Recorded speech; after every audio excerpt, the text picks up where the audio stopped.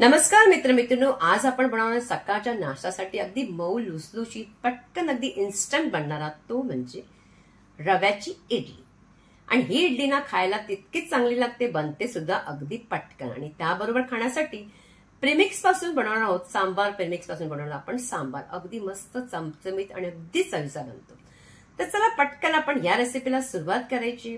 सगळ्यात अगोदर एखादं भांडं घ्यायचं, त्याच्यामध्ये 1 वाटी घ्यायचे रवा, जाडसर बारीक कोणताही घेऊ शकता।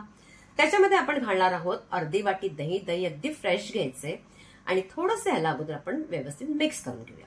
आणि त्याच अर्धी वाटीमध्ये मी अगदी मेजरिंग तुम्हाला अगदी मापाप्रमाणे दाखवते, त्याच्यामध्ये पाणी घ्यायचं आणि थोडं थोडंसं पाणी घालून ह्याला मिक्स करायचं, म्हणजे तुम्हालाही जरा ते सोपं जाईल। आता हे सगळं झालं, थोडंसं मिक्स केलं की नंतर आपण पाणी टाकायचं। पाणी घालताना आपण हळूहळूच थोडं थोडंसं घालून करायचं, जास्त पातळ झालं तर मात्र इडली बनणार नाही, आपलं हे मिश्रणही वाया जाईल, म्हणून ह्याची काळजी नक्की घ्यायची। पण ज्याप्रमाणे मी तुम्हाला दाखवते म्हणजे तुम्ही जरूर त्याप्रमाणे घालू शकता। आता हे सगळं काही अगदी व्यवस्थित कुठल्याही गाठी वगैरे राहता कामा नये। पूर्ण अर्धी वाटी मला या मिश्रणाला पाणी लागलंय, झाकून ठेवायचे 10 मिनिटांसाठी। तोपर्यंत आपण बनवूया प्रेमिक्स। तर तुम्हाला मी दाखवते की त्याच्यापासून आपण सांबार कसा बनवायचा। इथे बघा, मी सांबार प्रेमिक्स बनवून ठेवला होता, त्याच्याने मी 2-3 वेळा अगदी सांबार बनवलंय। थोडंसं आपण त्याच्यामधलं आपण पावडर तो घ्यायचा आहे, अगदी मी घेतलं इथे पाऊण वाटी। याप्रमाणे जर तुम्ही सांबार प्रेमिक्स बनवला ना तर तुम्हाला काही त्रासही होत नाही आणि पटकन सुद्धा बनतो। आणि या ज्या मेजरिंग प्रमाणे मी घेते त्याचप्रमाणे 6 जणांसाठी अगदी पुरेसा सांबार आहे, अगदी मस्त, अगदी चांगला पातळसा मस्त बनतो। आता हे प्रेमिक्स घेतल्यानंतर आपण त्याच्यामध्ये घालायचंय पाणी। पाणी काही प्रमाणासहित घालायचं नाहीये, अगदी कमी जास्त तुम्ही करू शकता। आणि ह्याचं तुम्हाला मी डिस्क्रिप्शन मध्ये नक्की तुम्हाला लिंक देईन, मी शॉर्ट व्हिडिओ ह्याचा सांबार प्रेमिक्सचा घातलाय, नक्की पाणी नक्की करून बघा। आता बघा, हे सांबारचं आपण प्रेमिक्स अगदी कुठेही सगळं व्यवस्थित मिक्स करायचं आहे। डाळी सुद्धा आहे, सांबारचा मसाला सुद्धा आहे, तुम्हाला वेगळं काही करायची गरज नाही, सगळं काही त्याच्यामध्येच आहे, म्हणून आपला डाळ सुद्धा भिजवायची गरज नाही। त्याला बाजूला ठेवायचं आणि इथे मी त्यासाठी घेतल्यात भाज्या, वांगी, दुधी भोपळा घेतलेला आहे आणि त्याचबरोबर घेतलेले आहेत शेवगाच्या शेंगा। यात आपण काय करायचं, अशा भाज्या तुम्हाला आणखीन कोणती भाजी घेऊ शकता, पण अगोदर त्याला शिजवून घ्यायचा मीठ घालून। त्यामुळे काय होतं, आपल्याला सांबार करताना मात्र त्या भाज्या जास्त गळल्याही जात नाही आणि शेंगा सुद्धा आपल्या जास्त त्यात गळून जात नाही, म्हणून अशाच प्रकारे करायच्या। आता इथे कढई घेतलेली आहे, त्याच्यामध्ये आपण जे प्रेमिक्स आहे ते सगळं आपण त्याच्यामध्ये घालायचंय आणि घातल्यानंतर त्याला जे जरासं आपण लागलेलं आहे त्याच्यामध्येच आपण जे भाजीचं पाणी होतं ना ते वाया घालवायचं नाही, ते सुद्धा त्याच्यामध्ये सुद्धा अगदी पौष्टिक आहे, म्हणून ते वाया घालवायचं नाही, ते सुद्धा आपण पाण्याच्यात घालायचं। आणि त्यानंतर आपण ह्याच्यामध्ये घालायचे 2 अगदी बारीक चिरलेले टोमॅटो। म्हणून अगोदर भाज्या घालायचे नाही, तुम्ही अगोदर घालू शकता, पण टोमॅटो पण जास्त शिजले जाणार नाही आणि भाज्या मात्र आणखीन जास्त गळतील, म्हणून टोमॅटो थोडेसे शिजवून घ्यायचे। जरासं पाणी आणखीन घातलंय, 2-3 मिनिटं चांगलं आपण शिजवलं ना की टोमॅटो चांगले गळले जातात। अशा प्रमाणे गेले की मग आपण भाज्या टाकायच्या। आता या भाज्या टाकल्यानंतर चांगलं थोडंसं आपण घालायचंय त्यात मसाला, फक्त एकच टाकले मी याच्यामध्ये लाल तिखट, आणि काही टाकले नाही, हळदची पण गरज नाही, धणेपुड्याची गरज नाही किंवा सांबार मसाल्याची सुद्धा गरज नाही, नुसता असा सांबार आपला छान बनतो। थोडंसं याला मिक्स करायचं, हवं असं तुम्ही आणखीन सुद्धा पाणी घालू शकता, पण ह्याची कन्सिस्टन्सी अगदी परफेक्ट आहे। चवीपुरतं मीठ घालायचं आणि ह्याला थोडंसं आपण शिजायला द्यायचं। सगळं अगदी त्या भाज्या घातलेल्या आपण अगदी ते एकजीव झाला पाहिजे। आणि फक्त इथे मी चिंच थोडी भिजवली होती, त्याचा चिंचेचा कोळ टाकलाय, नसेल अगदी ऑन द स्पॉट तुम्ही चिंच जराशी टाकली तरी चालेल।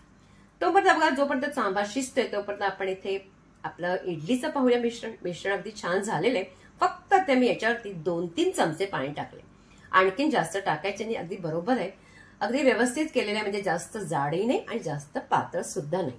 आता याला बाजूला ठेवून आपण जे इडलीची भांडी आहेत त्याला, म्हणजे जे साचे आहेत त्याला तेल थोडंसं लावून घेऊया। तेल लावल्यामुळे आपली इडली अगदी व्यवस्थित निघेल, सगळ्या अगदी 2 जे माझी होती ना त्याच्यामध्ये। आणि या मिश्रणाने आपली इडली अगदी 14 इडली बरोबर बनतात। आणि तुम्हाला मी सांबारचंही सांगितलंय, म्हणजे अगदी प्रमाण तुम्हाला कळलेलंच आहे। इथे आपण चवीपुरतं मीठ घालायचंय, सगळं मिक्स करून घ्यायचंय। घेतल्यानंतर त्याच्यामध्ये मी घातलं इनो। इनोच्या पॅकेटने काय होतं, लगेच ते फर्मेंट होतो, हव्यास तर तुम्ही बेकिंग सोडा टाकला तरी चालेल।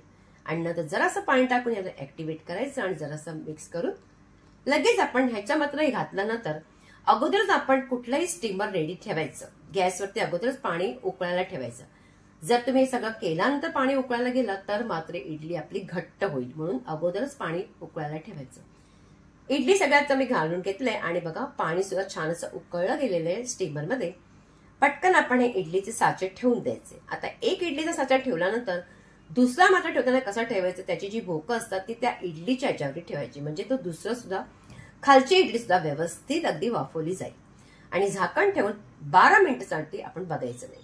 सांबार पहा अगदी मस्त, अगदी छान रंग सुरेख आलेला आहे, अगदी काही नाहीये, अगदी मस्त बनले. आणि याच्यामध्ये सगळ्यात महत्वाचं म्हणजे घालायचे साखर किंवा गूळ. त्याच्याने त्या सांबारला अगदी चव येते. असं नाही की तो गोड होतो, पण त्याच्याने अगदी चव जास्त अगदी होते.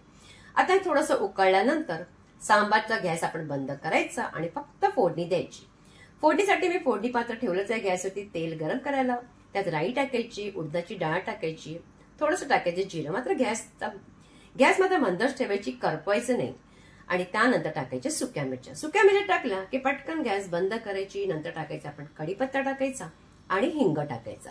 जर गॅस चालू असेल ना तर काय होतं, कढीपत्ता आणि हिंग मात्र करपला जातो.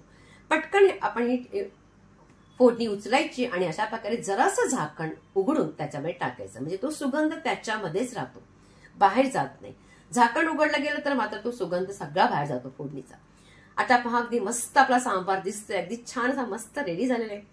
इडली पाहूया. इडलीला 12 मिनिटं झालेली आहे आणि हवं असल्यास तुम्ही काट्याच्या चमच्याने किंवा चाकूच्या साहाय्याने पाहू शकतात, पण नाही पाहिलं तरी इडली आपली 12 मिनिटांनी परफेक्ट बनते. आता ही इडली झालेली आहे. एकदम थंड करायची, गरम गरम याच्यामध्ये इडली काढायची नाही. थंड झाल्यानंतर बघा ती आपोआप निघते, काही जोर जबरदस्ती करावी काही लागत नाहीये. आणि ह्या ना इडल्या अगदी मऊ लुसलुशीत, सकाळच्या वेळी तुम्हाला नाश्त्यासाठी सगळ्यात परफेक्ट आहे. जरासा अर्धा तासामध्ये जर तुम्ही 2 वस्तू बनवणार तर तुमच्या अगदी अर्धा तासामध्ये रात्रीचं सगळं अगदी रेडी करून ठेवायचा, भाज्या वगैरे शिजून फ्रीजमध्ये, आणि पटकन सांबार बनवून टाकायचा. काही वेळ लागत नाही, म्हणून फक्त प्रीमिक्स मात्र बनवायचं. आता या इडल्या आपल्या अगदी मस्त छान अशा इडल्या रेडी झालेल्या आहेत. तर आता आपण पटकन त्याला सर्व करूया एका ताटामध्ये. सगळ्यात अगोदर इथे मी ठेवले सांबार. सांबार ठेवल्यानंतर इथे मी पूड चटणी सुद्धा केलेली, त्याचं सुद्धा तुम्हाला लिंक मी डिस्क्रिप्शनमध्ये देईन. ती सुद्धा बनवा, अगदी मस्त लागते. इडल्या ठेवायचे, त्याच्यावरती थोडंसं घालायचं सांबार, त्याच्यावरती घालायची थोडी पूड चटणी, मस्त लागते अगदी. आणि ह्याप्रमाणे बघा आपला सगळं काही अगदी रेडी झालंय, अगदी इन्स्टंट पटकन 10-15 बनणारी ही रेसिपी आहे. कशी वाटली रेसिपी तुम्हाला? माझी आवडली का? आवडल्यास जास्तीत जास्त लाईक करायचंय, प्रत्येकांकडे शेअर करायचंय आणि पुन्हा भेटायचंय आपण एका छानशा रेसिपी बरोबर.